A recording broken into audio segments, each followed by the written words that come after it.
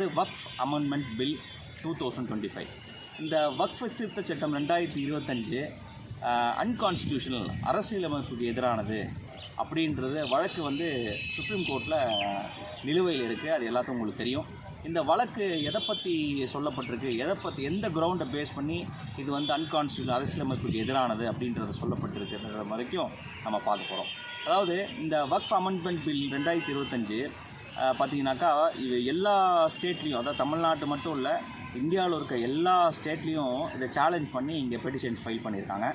இது 17/4/2025, அதாவது 17/4/2025 அன்றைக்கி நம்ம சீஃப் ஜஸ்டிஸ் ஆஃப் இந்தியா, அதாவது உச்சநீதிமன்ற தலைமை நீதிபதிகிட்ட விசாரணைக்கு வந்தது.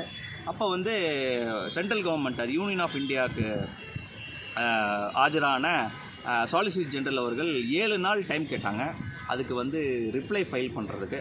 So petitioner